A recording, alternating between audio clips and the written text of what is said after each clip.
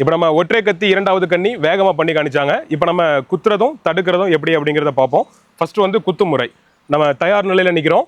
அதோட நம்ம முதல் கண்ணி முடிச்சதோட தொடர்ச்சியாக வந்து நம்ம அப்படியே தொடையை தட்டி முன்னாடி ஜம்ப் பண்ணி சாடுறோம்.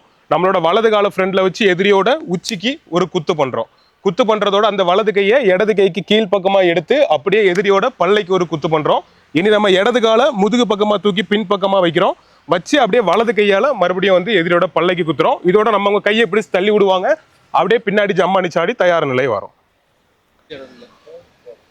இப்போ நம்ம அடுத்த பார்க்க போகிறது நம்ம தடுக்கு முறை எப்படின்னு பார்க்க போகிறோம். தயார் நிலையில் நிற்கிறோம். ஃபர்ஸ்ட் தொடையை தட்டி முன்னாடி ஜம்ப் பண்ணி சாடுறோம். ஃபர்ஸ்ட் எதிரி உச்சிக்கு குத்துவாங்க. நம்ம வலது காலை முதுகு பக்கமாக பின்னாடி வைக்கிறதோட வலது கையால் தடுக்கிறோம். அடுத்தவங்க பல்லைக்கு குத்துறத ரெண்டு கையை வச்சு தடுக்கிறோம். அப்படியே திரும்பி குத்துவாங்க. இடது காலை தூக்கி கையை தடுக்கிறதோட அப்படியே தள்ளி விடுறோம். தள்ளி விட்டு பின்னாடி ஜம்ப் பண்ணி சாடி தயார் நிலை வரும்.